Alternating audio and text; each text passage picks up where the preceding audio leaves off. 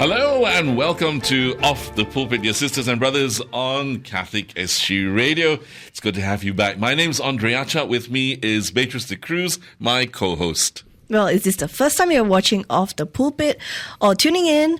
This program, we invite members of our clergy to come and discuss with us matters of our faith. Mm-hmm. Well, of course, we hope to get, once we get them on, we hope to get a personal perspective from them on the topic of our discussion, and as they share maybe their own faith experience and their own journeys. Today, joining us in the studio is Father Adrian Danker. Father Adrian is a priest in residence at the Church of the Sacred Heart in Tank Road. He's no stranger. I'm sure many of you know him as well.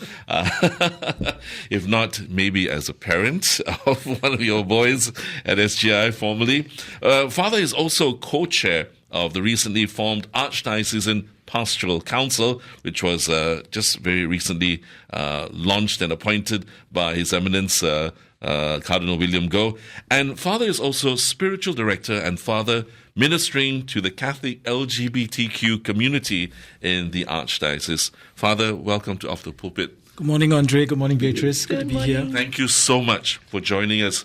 Father, please share with us about this special ministry within the church that you're involved in. So this ministry I do, which really takes care of the LGBT community, so the men and women, Catholics who are either same-sex attracted or identify as LGBTQ, I minister to them.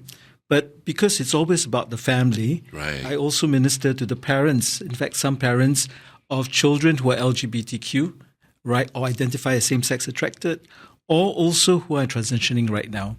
So it's quite a fair amount of work because it's about ministering, it's about accompanying, it's supporting them.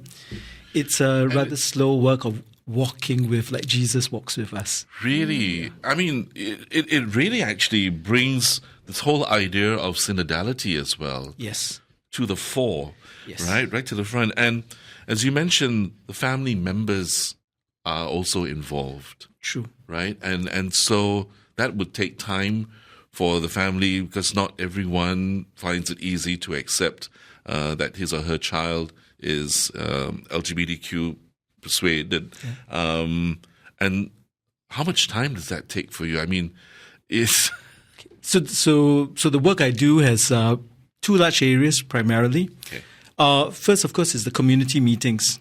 So the community of men and women who are LGBTQ meet every Thursday evenings. Right. And we spend time either praying together, worshiping together at Eucharist. We do a bit of faith formation.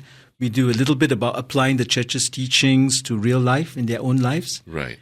We talk about how they can be involved in church and do social mission. Yes. And that's one of the things they do. As a community, they outreach to other people. So the community has combined with Canossaville last year to help the poor in MacPherson. But I think what really touches me about this community is that because this community is at the edge really of society, right? And in many ways, they are seen to be outside. And some people think of them as unworthy of ministry. But a couple of Christmases ago, they decided to reach out to a community in need. Wow. And they found a smaller community of older transgender women, 60s, 70s, who've been abandoned by families, including some Catholics. And this community goes out, brings food to them once, twice a month, right? Sometimes cleans up the homes.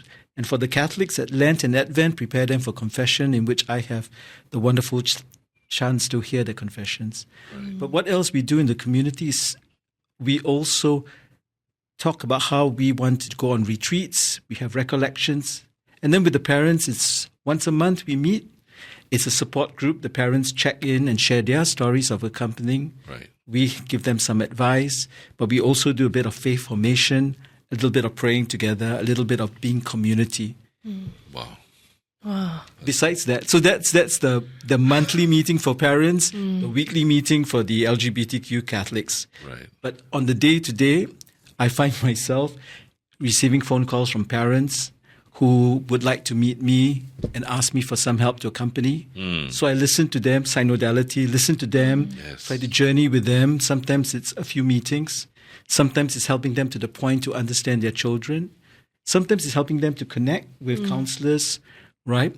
Other people who need help. other parents and put them in contact. Right. It's the same with the LGBT community. I have them calling me sometimes for confessions, sometimes for a conversation. Wow. That is a lot of time taken, but a lot of loving as well. Yeah. You know, and wow. Yeah, I think if you ask me of all the ministries I do and have done here since coming back from studies overseas, this ministry, the ministry to the LGBT community and to the parents, is a ministry that I find myself being most fully priest, in the sense of the one like Jesus walking with them. Wonderful. Because they teach me a lot about what it means to have faith, you know, how they keep on persevering in their faith because they want to be part of church. Indeed. They want to share what their gifts are to the church. They teach me about compassion because so often they don't receive compassion, but they're the ones being compassionate to their own parents, to their own friends who sometimes put them down. And I think quite marvelously compassionate to a church because sometimes there are some of us in our church who do not understand their struggles and say things without having met a single LGBT person. But it's their perseverance too that really bowls me over because they will go to Mass. They'll go to confessions. They go to sacraments, right? They just desire to share their lives and be part of church.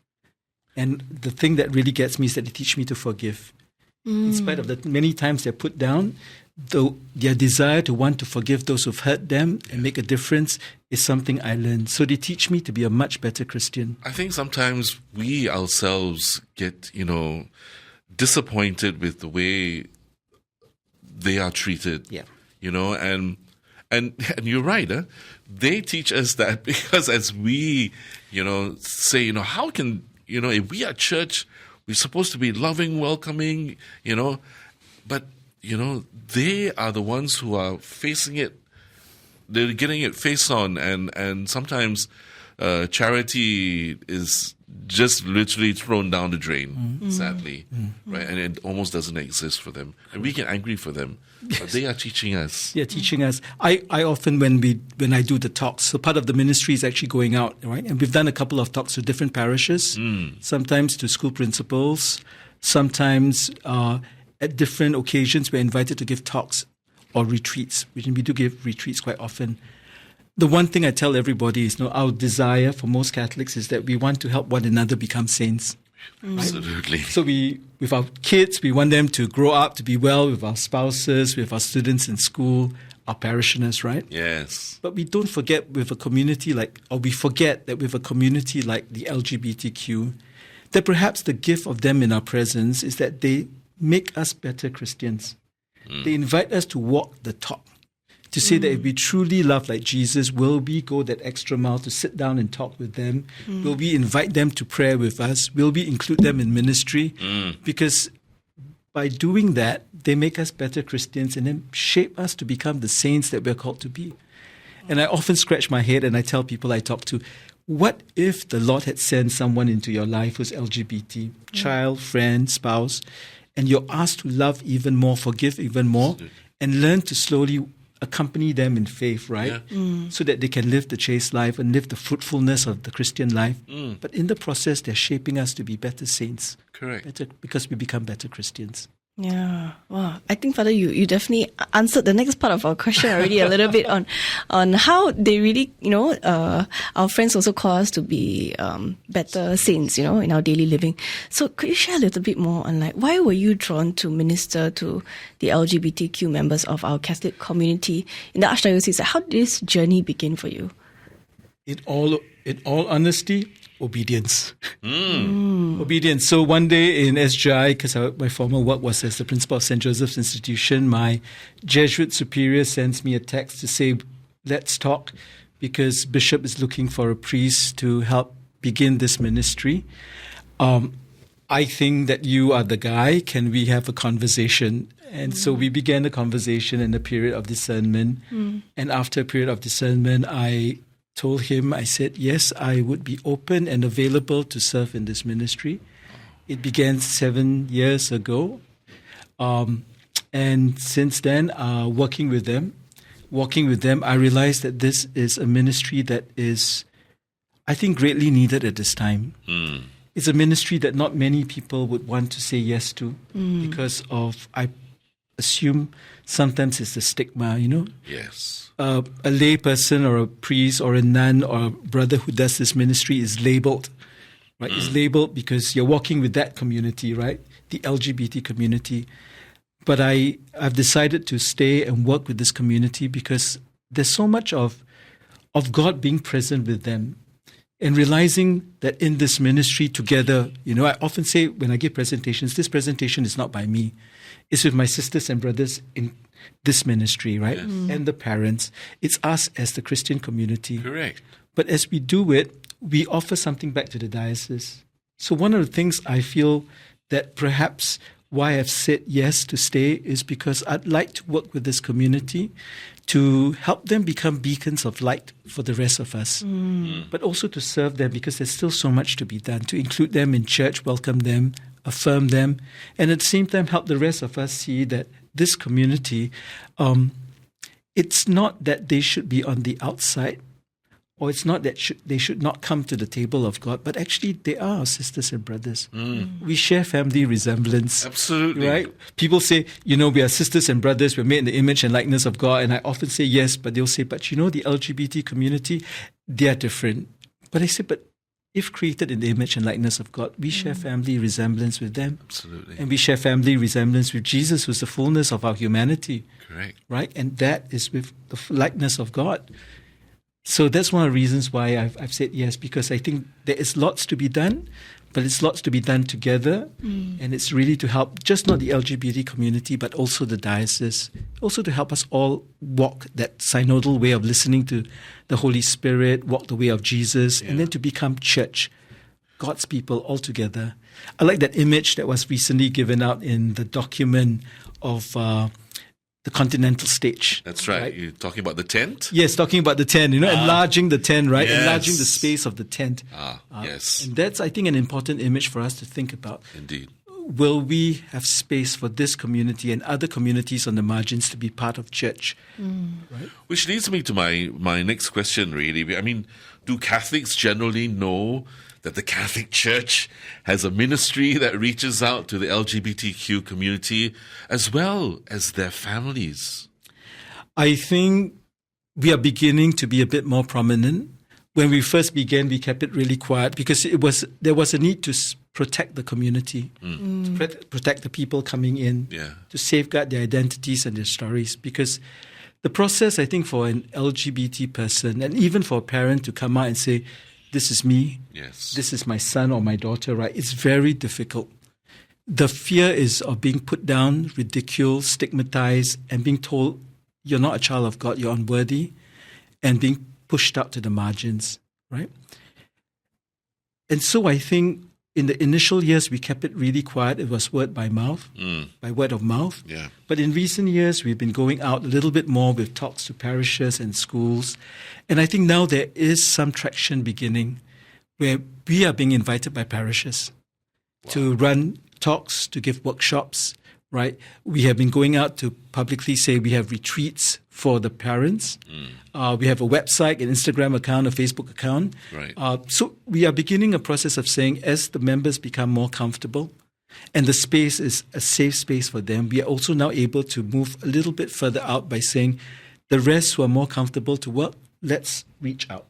And so this year we've become a little bit more public because we're advertising all the different programs through the parishes, through posters, and on through our website. Right. It's a gradual process of, first protecting and safeguarding and helping the community be comfortable. Right. Just to give you an example, right? When we first began and I asked the members, would you like to share your stories? And they said, sure, but we'll give you a pseudonym. So, so-and-so shares the story by Burnett, pseudonym, member of Courage. But in recent years, we've had members who would go up and share at church talks. This is me, this is my job, this is the parish I'm from, this is my story. Wow. And that's been wonderful for the members. But what we see difficult now are the parents. Yeah. They want to share their stories. And for some of the parents who are in church ministries, right, either in parishes or the diocese, they struggle because they want to share the story of their own journeys. They want to share the story of learning to be compassionate and merciful to their children or their spouse. But they fear that when they do that, the rest who have rather fixed positions on certain issues will just hit them and say, as parents, you failed.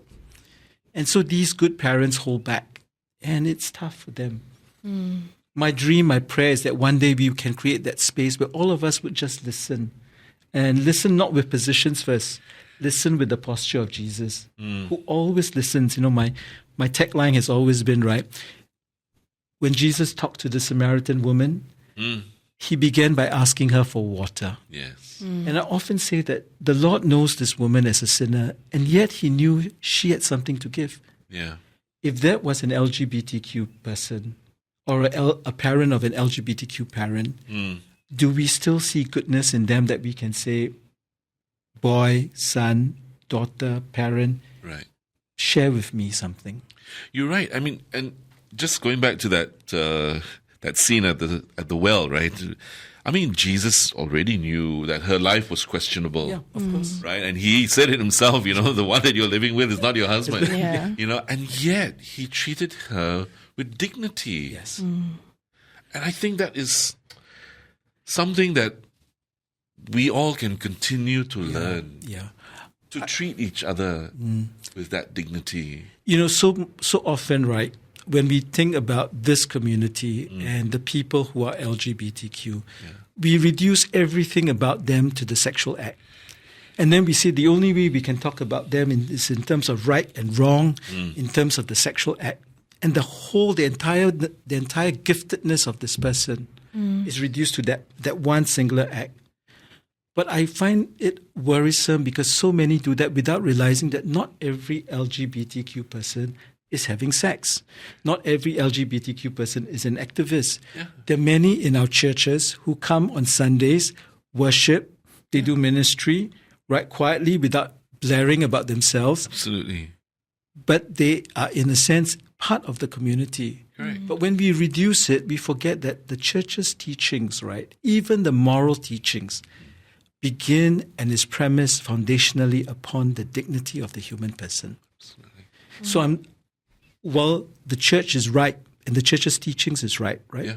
that the sexual act is for marriage and procreation. Yes. And that remains. And this community that I work with knows that. Right.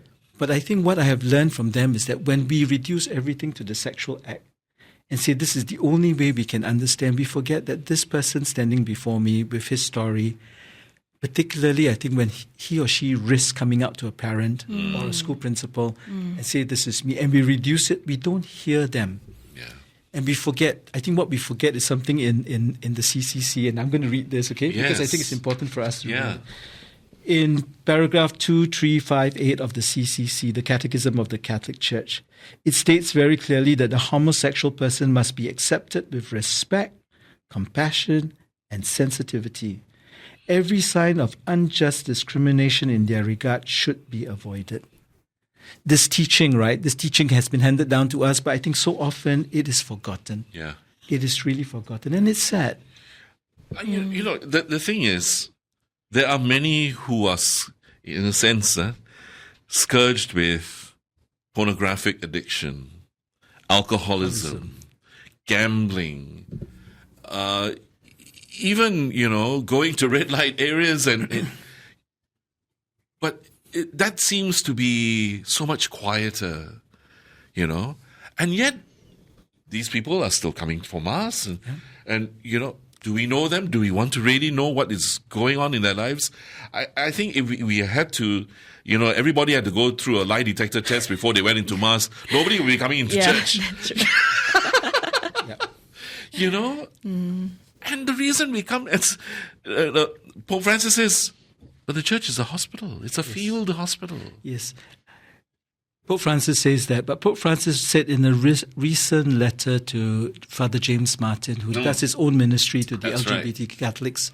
Father James Martin, by the way, is also Jesuit, by the way, dear sisters and brothers. In that note, he was asked a question. What would you say to a Catholic young man or woman who feels that he or she has been discriminated, prejudiced, hated, and put aside by the church? Yeah. And the Pope says, I would say to them, it is not the church. It is people in the church.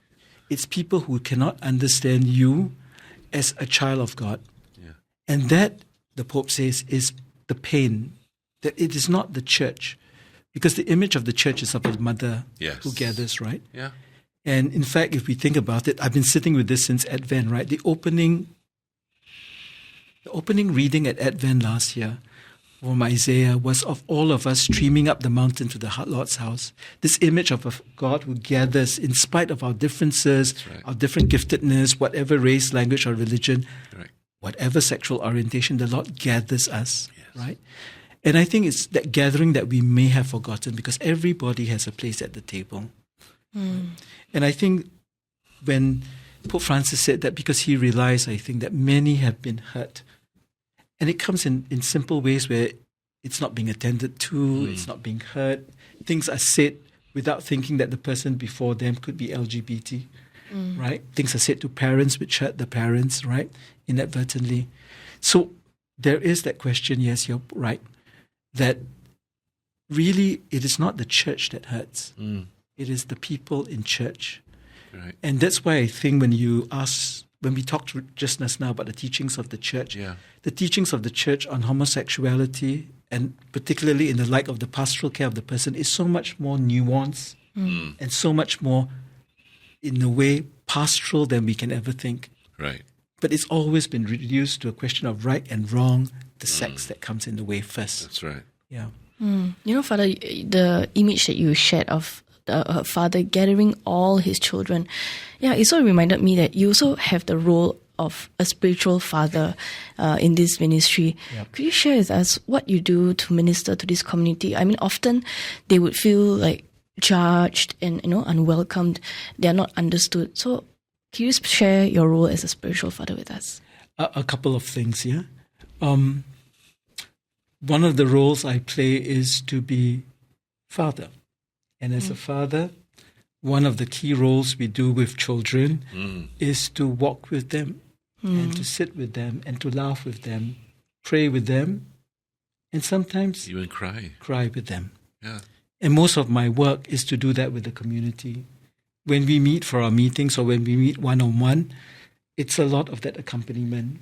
Accompaniment, which means I have to learn to hold my views first and to create a space that is open and safe for them to say, this is my story. This is who I am. Right? That, I think, is one of the things I'm called to do. To create that space where, in fact, everybody can say, this is me, without fear of being shamed or put down. And because I represent the church, I'm mindful of the posture I take. Right? Is it my position to go and teach first? Or is it my posture that God calls me to listen first, right? I'm often struck that the opening lines that Jesus says to the disciples in John's Gospel when they say, Rabbi, he says, what do you want? And he then says, come and see. Correct. That invitation to come and to share. That's right. The second thing I think I play as a minister for them is to teach. Right? The role of a spiritual director is to form. It's not, I'm there to just say mass. I'm not there to sign the checks, right? I'm there to really accompany, but also to form and to help form their conscience, to help form the totality of their being, to help them form them in a way that can find healing and understanding and a place in the church, because they've all come from wounded places. Places where they've encountered hurt in families or even in the church, sometimes by us priests who may not understand or religious, right? And our first reaction is a moral response. So the act of forming, of teaching. So in my work, we talk about the difficult things. We talk about what is the church's teachings and what does it mean to them. We talk about the realities of the world and what it means to them. So just 2 examples. Every year in June, it's Pink Dot in Singapore, right? Yeah. And of course, we will have a conversation about that. But we also have a conversation about how June is the month of the Sacred Heart. And what does the Sacred Heart of Jesus offer, right? As a offering of love and mercy. At the same time, you're having this real life situation. We've talked about 377A and what does that mean for this community? And what does that mean for them living the faith now that it's there? Is it a political position? Is it to advocate for more changes? Or is it to look at the change in terms of decriminalization, as Pope Francis says. Yes. The justice, the hurt, the dignity of the person. Right. The third thing I think I do is to play the part of priest, right? And that means the sacraments. Yeah. So one of my joys is that at every Courage meeting, before every Courage meeting, 45 minutes before, confessions are available to anyone and everyone who comes. Once a month, we have Eucharist together. But that role creates a different understanding of space, because this community in church, they're coming not because it's a space to gather and be. It's not just a space to do ministry. It's not just a space to be taught and to be formed. It's a space to worship together, to understand that the sacrament of reconciliation is what every one of us needs. And I think that sacramental part is part of the shepherding I do. But I think more than that, it humbles me that these good men and women are looking to live a sacramental life. They struggle like all of us. But the fact that they come back for confessions touches me deeply, because it talks about the depth of the gravity in which they bring to their faith. They know they struggle like us, but they want to live the good life. Correct. That's where I'm humbled again and again. It reminds me that the role for myself and for anybody who accompanies this community, right, parents included, we cannot do it from a position of I know it all, or I'm the one who's going to change your life, but a rather humbler stance that the work I do is on behalf of the Lord. It is the Lord's work, right? I am only a conduit for this, but I do have the responsibility to gather them and to create the right situations for them to say, we're a community that has a place in church and we belong to church. Absolutely. So if you ask me what I am most grateful for last year, one of the many things is that last year over at the Sacred Heart, the community worked with me to present the Advent Recollection to the parish. And this community, conceptualized it, planned it, then did the readings, did the music. Basically, it was them putting up a recollection for the rest of the church. And I think many were touched because they were just surprised that this community were talented, but good people, really wanting to praise God, wanting to be part of church. Yeah. So, dear sisters and brothers, there's a lot for us to think about. Are we ready to open our hearts and welcome? Without labeling, so many of us put labels to individuals. If you look at ourselves, we too are struggling, And so maybe let us all struggle together. And because if we come together and we hold each other's hands and say, that is where we will find the strength, I think. Yes. I think one of the things that I really love about what I'm learning from this community is this: we may all be different, right? And even within the community is different. There are people who are what I call the holy Catholic LGBT community, sub-community, because for them it's rosary, intercession, adoration, which is what they do. They organize themselves for Eucharist and do that on Saturday. There's the people on the left within the community who will say, why can't we have same-sex marriage? Who would advocate, right? Okay. But the amazing thing is that they all come because they are asking the question, how can I live my faith? How can I be part of church? But in the community, they can hold all the views, debate it, trash it out. But at the end of the day, because the Spirit is there, they all recognize whatever views they hold, it is this community called by God, gathered by God, to make this journey together. And even though they may have personal views, at the end of the day, the collective good holds. That, I think, is, for me, amazing work of the Spirit.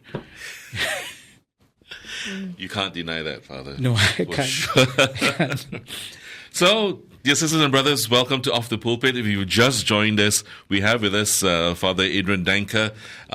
Father is so many things to so many people, but one of the things that we want to tell you today especially is that he's the spiritual director and spiritual father ministering to the Catholic LGBTQ community right here in Singapore. Father, could you share with us also what is in the heart of the LGBTQ persons when they approach the ministry that you're ministering to, and what are they looking for? They're looking a couple of things, yeah. They're looking for a safe space in church to come home. A place where they can say, this is me without shame. A place where they can say, this is me trying to live my faith the best I can. This is me wanting to come home to give or share my giftedness in a way that can make a difference. And a sense of wanting to belong. I think that's one of the things. My biggest fear for a lot of our young Catholics who are struggling, right? And saying, should I tell mom that? Yeah. Should I tell my school teacher? Should I tell my parish priest? The biggest fear is that what happens if I say, and probably they will say, I want to say because I want to be honest. Yeah. I also want to say because I want to belong. So they take a risk. But when it's rejected, their desire for a risk or a desire for belonging is cut. And the stories of many of the men and women in this ministry is, I just want to belong. I want to come home. That's the first thing they're looking for, I think. The second is a community that will journey with them, because they know it's not easy being a Catholic LGBT person. The parents know it's not easy being a parent of an LGBT child, because there's a need to come together, to have a sense of commonality of the struggle, commonality of faith, commonality of a hope, right? Because it is very difficult to do it alone. And I think many of them in this community and in the parents' community realize that when they come together, there's a community on a journey. So that sense of a shared experience, shared faith. Prayer is very important to both communities. Eucharist is very important to both communities. And it's the Eucharist that reminds me that part of what they're looking for is to live the sacraments, right? They're coming home primarily is because this is the Catholic faith, and the sacraments are part of this faith. We've had, I use we, I should remember that because it's a community, not me. We in the community have had people who have gone to other churches, right? Free Community Church, some evangelical Christian churches, and at some point they come back. And my question to them is, why are you coming back to the Catholic faith, which you probably struggled with when you left because you thought we were old-fashioned and we're not so kind. Yeah. And you've gone to these other churches. They said, we've done the route, but I'm missing communion. I'm missing hearing the absolution. I'm missing being part of this tradition called the Catholic faith, in which my Christian faith is expressed through the sacraments. And for me, that tells us that, for every LGBT Catholic out there who's desiring to come home or who is in the church and trying to live our faith well, it is really the encounter with Jesus through the sacrament that makes a difference. And so if you ask me, the third thing would be that there is in this community, in this gathering of parents and the LGBT community, there is a desire that we celebrate the sacraments often. And that's why we have Eucharist once a month. Wow. Yeah. And of course, confession's available every time. Yeah. Right. Father, what would you say is, the biggest misconception people have about those who live with the LGBTQ persuasion? I think the biggest misconception is that every one of them is living the sinful life. That every one of them is promiscuous and having sex. That every one of them, because they have chosen this lifestyle, hates the Catholic Church and doesn't love God. And because of that, every one of them lives an unhappy life, unproductive life. My experience of this community, of the parents and their children and their struggles, of those I hear in confessions, those who I know in ministry and in church, is that that's not true. Many are trying to live their lives as chastely as they can. Yeah. Like all of us. Yes. Right? As chastely as they can. The same struggles we have are the struggles they have. Absolutely. Not all of them are in relationships. Some of them have very good friendships, which are chaste friendships, right? But that assumption that it must be like this, because this is what they see in popular media. This is what the activists tell them. The rest say, yes, it must be. And of course, because of that, suspicion comes up. I'm always reminded of the fact when I was a young priest giving out communion in one of the churches I served, I was told by an elderly auntie, Father, you cannot give communion to those two people there, no? They're definitely gay. They come every Sunday, same mass, sit in same place. Definitely gay. And I asked her, do you have a direct line to God that I don't have? She said, I know, because you can tell. Right? So, of course, it piqued my curiosity, and I got to know them, and I asked, I see you at Mass. Tell me about yourselves. And they said, I'm here because my friend is going through RCIA. I'm his sponsor. We are here for Mass, right? Yes, he's gay and I'm straight, but we don't have a relationship. But I care for him because he wants to be a Catholic. But the assumptions we all have, right?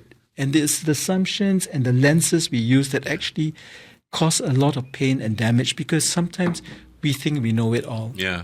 Right? And that's the pain. So to me, the biggest conception is how there are stereotypes we worked with. There's conversation pieces we've heard in the background of our brains that say this must be the LGBT. That's the way it should be, right? It should be. It should be. It just has to be. There's no other way. Yeah. But I often joke, and I've said, if we go on a witch hunt in church, we will lose a lot of people in church, right? And our choirs will be devoid. We will have less people lecturing. We will have less servers. We will have less people in ministry. We will have less religious and priests. Absolutely. Because the witch hunt goes on, right? And we forget that actually that biasness is so dangerous, because we don't see the goodness of the person and the desire to want to change. Or the desire to even say, I know I'm struggling. It's not an easy life. And I really take my hats off to this community. Correct. They know it's not easy. They want to be good, faithful Catholics. Yeah. They try so hard to live it.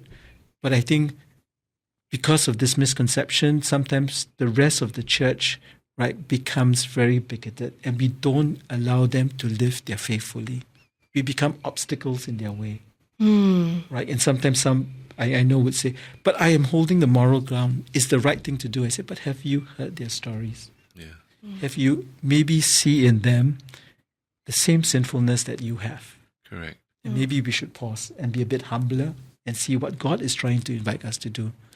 I think we also have to be very clear also for people to know that we're not condoning. Yeah, we're not condoning. But then we still need to love them. Yeah, we do. I think that's one of the things I do when you ask me what are the things I do, right, in the ministry. I tell them this is the church's stand. It's difficult for the community to hear that the church says the chaste life is the life you're called to live. Yeah. That the church says there can be no marriage between same-gendered in the church. It's difficult. But as I often say to them, these are the teachings of the church you honestly need to know about. But given those things, how are you invited to live like every one of us chastely and fruitfully? Right. And so it's not easy. Right? We don't condone the act. Yes. But we're invited to love the person and to walk with the person. Yeah. Father, you mentioned about the lenses that we wear, and I think that hinders us from loving others the way that Jesus would like us to love them. How can we as a Catholic community better understand and welcome those who identify as LGBTQ, and what can we do better as church? There are lots of ways to do that. I think simple ways would be this. Try and listen to the stories of the person who tells you they're LGBT, first of all. Try and listen. Try to understand where they're coming from. Try to be open to create a safe space for them to share the story. Right? Read up. Read up about what the community is challenged by and how they're called to live their faith. Educate ourselves as to what the church's teachings are on the dignity of the person and what it means to pastorally accompany. Right? What does it mean to pastorally accompany someone? Then talk about it among ourselves to learn. Attend some of the talks perhaps that we do, or look at what is out there to learn, right? And given all that, and we know somebody is LGBT, include them in your life. Ask them out for a meal. Treat them as a friend, not as somebody special that you have to do something extra. No, as an ordinary friend. Yeah. Call them to worship. Invite them into ministry.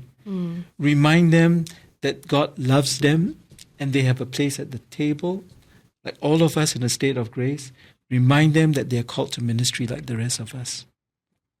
But I think education is the key. Education and relationality. I think oftentimes when we talk about this community, we're talking about an abstraction. We have never met. Yes. We've never sat down to have kopi, to talk about it, to share, tell me your stories, I tell you my stories. Right? We assume, oh, this is what the media says, this is what the movies project. It must be. But for everyone out there who's LGBT, and for every parent of an LGBT person, the stories are so unique and so particular that it doesn't fall into a template. Correct. And we have to be respectful and humble, and at the same time willing to invest time to say, I will walk with you. Yeah. I will listen to you. The way of synodality that you brought up, right? But we must also be clear and not to be afraid to say, I love you and I care for you. And I will tell you sometimes what the church's teaching is because I care for you. I'm not going to be the kind of friend or parent who says, lovey-dovey, everything goes. Yeah. But I want to care for you. I mean, it's that image of tough love, right? Correct. Because I love you immensely as my friend or my family member, and I have my concerns for you, I will tell you what the church says. Yeah. But I will also have space for you to include you in my life, for you to include us in your life, and make this journey together. Because your struggles are also like my struggles. Absolutely. Your desires to go to heaven are my desires to go to heaven. Yeah. My need to come to Eucharist is your need to come to Eucharist. My desire to go to confession and get it right at Lent is also, I hope, your desire to come back at Lent. Amen. Yeah. Father, recently I understand you were interviewed by the media on a program where you discussed the work of what you do with the LGBTQ Catholic community. Can you share with us a little bit of what you were asked? And I was invited to do this thing with the media. I was invited to share the church's position on how we accompany LGBT people. And so I shared with them the church's teachings of the dignity of the person and how if we start up from that space, we might begin to understand the LGBT community in a different way. Right. From the dignity of the person, their giftedness, without compromising the church's teachings. Right? But I also shared about what it means to accompany and support. I talk a little bit about the struggles we face in doing this ministry. Yes. I talk about the hopes of the community. I talk about the people who come to the community. I talked a little bit about the parents and what the parents face and what the parents desire to. We did that because it's the first time ever, I think, as church, right, that we were asked by the media outside of the church to say something about it. And I think when the invitation was made, we deliberated long and hard, right?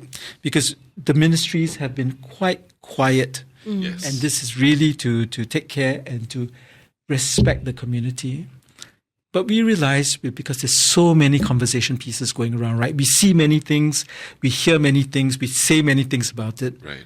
We felt that if we as church, and because of the ministry I do, if we don't enter that conversation, we don't have a chance to put forth the way the church understands the community, wants to accompany the community, and wants to help and support this community. Right. So it's really taking the pastoral position of we have something good to say in our church about how we accompany the LGBTQ Catholics.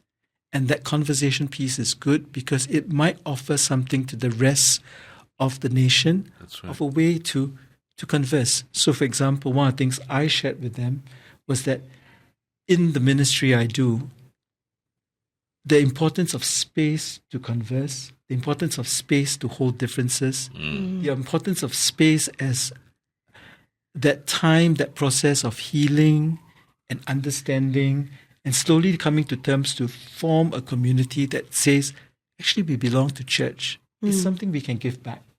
Because so often the debates that come up in this area is like left versus right, progressives versus traditionalists, right? It goes back and forth and everything's being shot left and right. But that's because there's no conversation. Right. People are shouting in each other. People are shouting. So what I was trying to say is that perhaps in this ministry we have a way, or we found a way to allow those conversation pieces to come out. Yeah. So that's why we said yes to that. And It was a humbling process doing it. It wasn't easy. I'm sure. But I must say that, understanding why the request was made, Yes. I am glad we did, because it gives us as church a place at the table to say we have something to give back to the larger community. Indeed.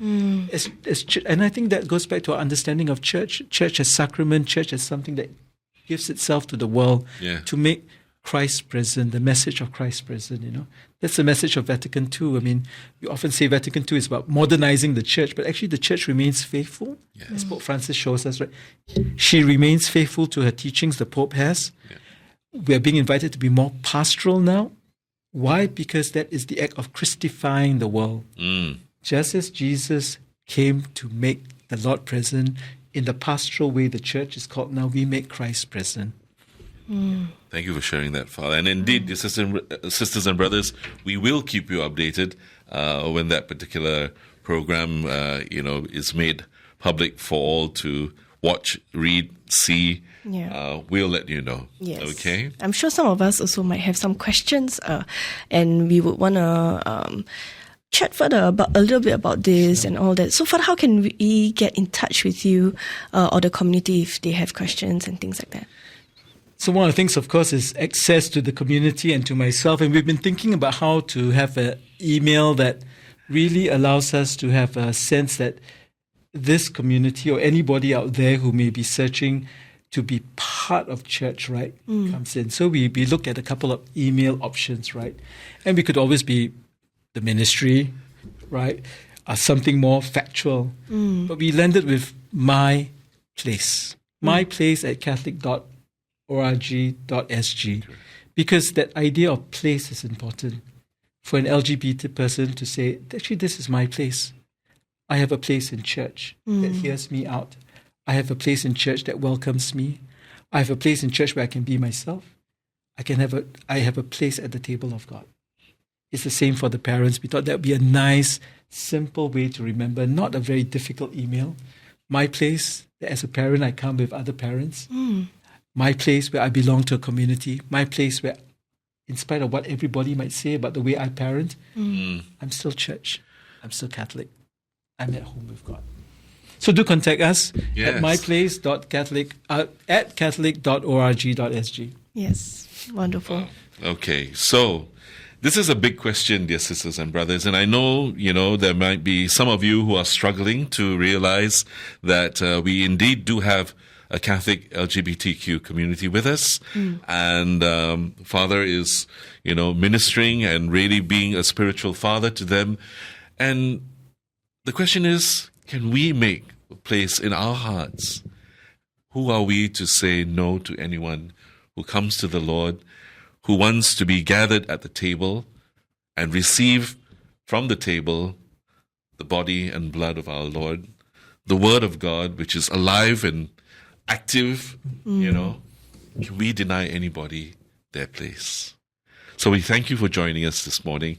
And for those of you who have so much to think about, Father is very reachable. My place at catholic.org.sg. That's right. And if you're tuning into our live stream, Off the Pulpit goes out every week on Tuesday mornings, 8:30 a.m. And for the encore broadcast as well, you can tune in on Wednesdays, 5 p.m. and Thursdays at 2:10 p.m. Also, if you want to catch up at your own time, at your own time, own target, you can listen to Off the Pulpit podcast versions on Catholic SG radio app, Spotify, and Apple Podcasts. And you can also watch this a little later on our YouTube channel, right? Okay. So once again, Father, thank you so much for coming down, taking the time. We've taken your time and taken you away from the community. But I think, we are so blessed to have you and your team, and we will continue to pray for you as well, and the whole community. And we hope that together, really, the tent we know is big enough. Only we limit it to, in our own minds, but we know the Lord loves us all. And so, dear sisters and brothers, thank you so much for joining us here on Catholic SG Radio. I'm Andrea Cha. She's Beatrice de Cruz. God love and bless you all. Take care.